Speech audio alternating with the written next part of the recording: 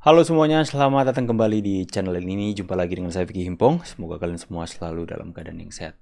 Kita akan segera membahas video masih tentang berita soal Gus Miftah yang melakukan atau merendahkan seorang penjual es teh dalam sebuah acara yang dimana Gus Miftah itu melakukan ceramah di sana. Itu mengundang emosi dan kecaman dari banyak netizen soal sifat Gus Miftah yang membuat kecewa banyak orang yang menurut banyak orang itu tidak pantas. Ya, kita semua pasti yang menonton itu akan berpandangan yang sama bahwa itu adalah hal yang gak pantas dilakukan seorang Gus Miftah. Dan akhirnya begitu banyak simpati kepada seorang bapak penjual es teh ini, bahkan ada yang sampai mau berangkatkan ke umroh, teman-teman ya. Suatu hal yang baik dan positif kita lihat derajat seorang bapak ini ketika direndahkan tiba-tiba ditinggikan Tuhan. Dan kali ini Gus Miftah kemarin sudah minta maaf teman-teman, dan sekarang giliran ketemu dengan bapak penjual es teh. Kita akan lihat dulu beritanya teman-teman. Let's go.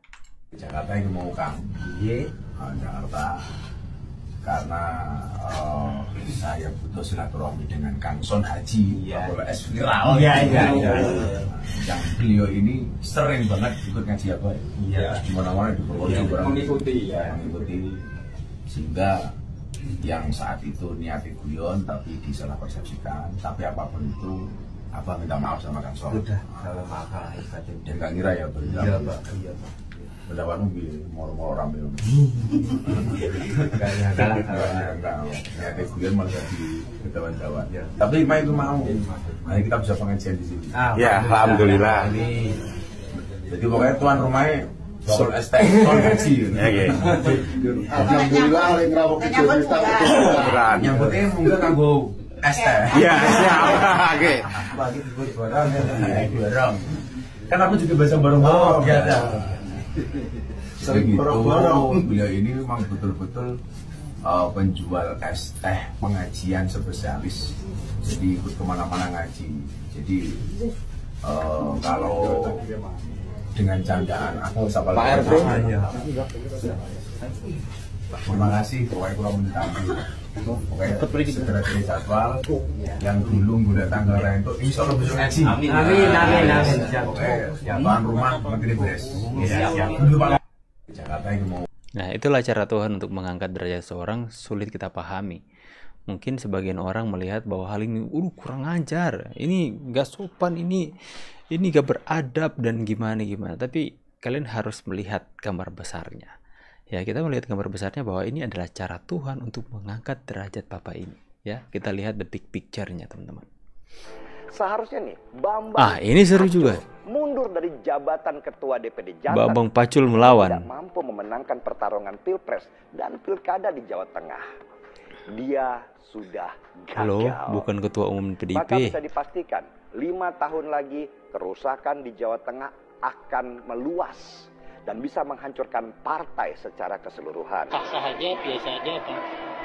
Begini Anda, kalau Pak Prabowo bukan presiden,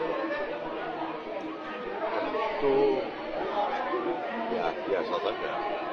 Tapi yang mengkhawatirkan beliau ini jabatan di belakang itu presiden. Presiden itu kepala negara, kepala pemerintah, panglima tertinggi TNI. Semua kuasa praktis di eksekutif kita ambil. Begini. Ini perlu diberikan catatan saja, diberikan catatan terakhir bahwa ada sebuah pelajaran baru demokrasi hari ini. Akan mengubah strategi politik buat PD. Pasti konstelasi akan berubah. Hanya yang saya sayangkan, justru itu terjadi di Jawa Tengah. Semua orang tahulah kalau Jawa Tengah terkenal dengan nama Kandang Banteng. Dan itu menyiratkan bahwa benteng pertahanan. Ya, mereka asal-asal klaim provinsi saja ya. Provinsi Jawa Tengah disebut Kandang Banteng. Terakhir PDI Sangat. itu ada di Jawa Tengah. Yang selama bertahun-tahun gak pernah kalah. Baik itu di Pilpres, di Pileg, maupun juga di Pilkada. Sejak 1998, Gubernur Jawa Tengah hampir selalu dari PDI. Bacot sekali dia nih Siregar ini, teman-teman. Klarifikasinya Gus Miftah minta maaf. Oke, yang gue pikirkan after ini gitu ya, setelah ini terjadi gitu ya, Gus Miftah akan menghampiri si pedagang esnya, si bapak penjual es itu, ngasih santunan, ngasih uang, ngasih ini, ngasih itu dan segala macam, dan pedagang esnya pasti akan iya aja, nurut-nurut aja, diterima duitnya dan segala macamnya, dimaafkan dan segala macamnya. Tapi kita tidak pernah tahu sakit hatinya seseorang, kecewanya orang itu seperti apa. Di mulut bisa memaafkan, di hati gak ada yang tahu. Dalamnya hati itu nggak ada yang tahu. Dan mungkin setelah ini nama Gus Miftah juga akan bersih gitu aja, akan datang ke podcast ahihi, akan berdakwah lagi, dan tidak menutup kemungkinan untuk Gus Miftah akan mengulangi kesalahan yang sama, tidak menutup kemungkinan ya. Jadi belum tentu pasti terjadi lagi. Semoga Gus Miftah bisa mengambil pelajaran dari hal-hal ini ya, bahkan sampai dinotis sama Bapak Presiden, sampai dinotis juga sama admin Gerindra, sampai dibikin konten sama banyak orang juga ya di media sosial. Itulah manusia. Manusia itu tempatnya dosa, manusia itu tempatnya salah, manusia itu tempatnya hilaf. Dan tanggal sial itu nggak pernah ada di kalender.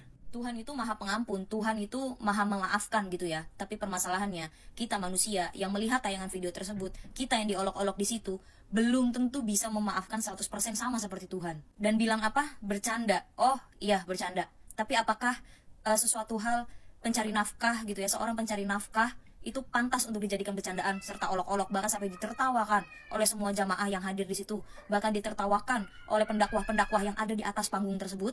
Jangan selalu berlindung di balik kata bercanda untuk sebuah hinaan. Kita nggak pernah tahu perekonomian orang. Seperti yang gue bilang di VT gue sebelum ini ya, kita nggak pernah tahu, siapa tahu bapak pedagang es itu memang udah jualan dari pagi sampai pagi lagi, sampai malam, sampai kena hujan, panas, hujan, dan nggak makan dan segala macam. We never know. Gue pribadi juga bukan orang suci. Gue itu nggak punya intelektual yang tinggi banget gitu, enggak. Gue juga nggak begitu paham tentang agama sedalam itu, tidak. Gue juga nggak mau jadi orang munafik. Siapalah gue berani mengomentari seorang Gus Miftah, berani mengomentari seorang pendakwah agama besar, berani mengomentari seorang Gus. Tidak, saya bukan siapa-siapa. Saya tidak pernah berlindung di balik agama. Tapi permasalahannya, apakah seorang pendakwah agama besar gitu ya, itu pantas mengeluarkan kata-kata seperti itu dimanapun, apalagi depan publik, depan halayak ramai? Apakah pantas? Nggak mungkin seorang Gus Miftah, pendakwah besar gitu ya, seorang Gus gitu, tidak menyadari kalau beliau itu akan direkam oleh banyak kamera. Ya mungkin memang Gus Miftah hilaf, atau kelepasan, atau keceplosan. Tapi kita juga nggak pernah tahu apakah ini kali pertama beliau melakukan hal seperti ini, atau sebelum-sebelumnya sudah pernah terjadi. Kita tidak pernah tahu. Tapi semoga dengan adanya hal ini, Gus Miftah bisa lebih berhati-hati lagi dalam berkata-kata, dalam berdakwah. Jangan membawa bercanda istri yang hamil dan segala macam. Kok bisa ditinggal jualan es istri hamil? Ya kan banyak terjadi di mana-mana. Itu juga nggak lucu Gus Miftah. Di sini yang dipermasalahkan itu adab, akhlak, etika, bukan masalah dibeli dagangannya atau apa segala macam. Di sini permasalahannya seorang ayah, seorang bapak-bapak yang berjualan es untuk menafkahi anak istrinya di rumah. Kita nggak tahu, mungkin dia juga nafkahi sepupunya, ponakannya, tantenya, omnya, segala macamnya. Seorang mencari nafkah yang halal, entah apapun itu pekerjaannya, entah dia jualan apapun, entah dia tidak berjualan pun, misalkan pemulung dan segala macam, pengemis, pengamen dan segala macam, itu tidak pantas untuk diolok-olok dan ditertawakan. Kalau memang Gus Miftah tidak mau membeli dagangan tersebut, bisa kan diarahkan kepada jamaah-jamaah, yuk beli dagangan bapaknya atau apa semacam itu. Tapi ya sudah, yang terjadi ya sudah terjadi, tidak bisa diulang lagi, hanya bisa diperbaiki ke depannya. Saya yang hanya menonton video viral tersebut, itu rasanya sakit hatinya tuh nyampe di sini loh. Apalagi bapak pedagang yang dihina. Banyak juga yang nangis-nangis teman-teman ya. STmu Jokera masih Yokono didol goblok. STmu masih banyak kah? Masih, kata si pedagang. Ya sana kamu jual. Nah kenapa harus ada kata kalimat gobloknya gitu? Tapi inilah hebatnya Allah Subhanahu Wa Taala yang menggerakkan suasana keadaan, membolak-balikkan suasana keadaan. Gus Miftah yang awalnya terkenal sebagai bapaknya wong cilik ya, yang sayang sama pedagang kaki lima, pedagang asongan. Kalau boleh buat majelis, dagang orang diborong semua, dibagi-bagikan ke jamaah. Tapi malam itu entah kenapa, apa yang ada di pikiran Gus Miftah, beliau bergurau dan bercanda, tidak membeli, bahkan mengeluarkan kalimat yang kasar, goblok. Goblok itu nggak enak didengar guys. Oke, ini sudah terjadi dan Gus Miftah sudah meminta maaf, bahkan sudah berniat untuk mencari bapak tadi, menemui beliau. Jadi nggak mungkin Gus Miftah itu sengaja untuk menghinakan, membuli bapak tadi. Cuman ini yang harus kita pelajari nih hikmahnya nih. Itu harus kita bahas nih. Ya, kenapa sebagian orang tertawa mendengar Gus Miftah bilang goblok itu, bahkan bukan hanya sekedar tertawa, bahkan ada yang mau guling ke belakang, ada terbahak-bahak ketawanya. Jemaahnya semua ketawa juga. Yang tidak tertawa cuma si bapak dan seluruh netizen. Kenapa? karena itu potongan video dan kita nggak connect dengan Gus Miftah waktu itu. Jamaah yang ada di panggung dan di bawah panggung itu ibarat orang nonton konser. Itu Gus Miftah sudah sambung hati dengan mereka sehingga apapun guyonan, bercandaan yang keluar bagi mereka tetap terdengar indah di telinga mereka, sehingga bagi mereka tidak ada masalah kalimat goblok itu.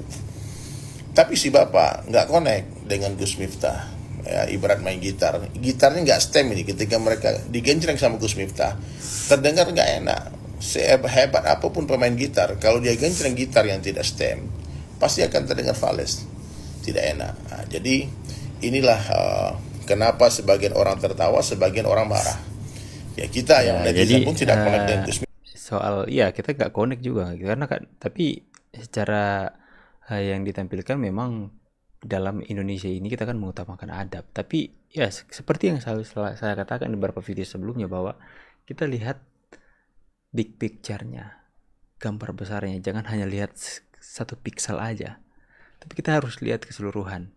Lewat Gus Miftah, Tuhan ingin memberkati dengan luar biasanya Bapak penjual ST ini. Kalian apa sudah tahu Sky Blue soal uang 300 juta yang akan diberikan? Ya, 300 juta. Nggak tahu Sky Blue, Rian atau siapa, mereka berniat untuk memberikan 300 juta kepada Bapak penjual ST ini. Apakah pernah terfikirkan sebelumnya sama Bapak ini? Ada juga Bapak yang ingin memberangkatkan umroh Bapak penjual ST ini. Apakah pernah terfikirkan sebelumnya? Lihat keseluruhannya. Nggak perlu marah-marah. Lihat bahwa ini adalah cara Tuhan untuk mengangkat derajat Bapak ini dengan luar biasanya. Ya teman-teman ya. Jadi Gus Miftah sudah minta maaf, sudah ketemu sama Bapak itu. Ya sudah, Bapaknya pun sudah mendapatkan banyak rezeki dari hal ini teman-teman. Jadi ya sudah. Ya kita marah adalah manusiawi, tapi nggak usah berlarut-larut karena toh Bapak itu juga sudah mendapatkan banyak sekali berkat, banyak sekali rezeki dari orang-orang baik yang ada di Indonesia ini. Dan satu juga kita lihat bahwa ini orang Indonesia ini begitu peduli, begitu care satu dengan yang lain. Mereka nggak ingin ada orang kecil itu direndahkan, apalagi kalau menyebar di video-video seperti itu. Kalian masih ingat juga tuh beberapa waktu lalu seorang konten kreator anak-anak kecil yang hanya masalah background itu dipermasalahkan oleh salah seorang streamer yang sudah besar. Akhirnya dia diberikan ini, diberikan itu. Itu salah satu cara Tuhan untuk mengangkat derajat seseorang. Ya, semoga pesannya sampai kepada kalian semua. Saya pamit dulu. See you on the next video and God bless you. Bye guys.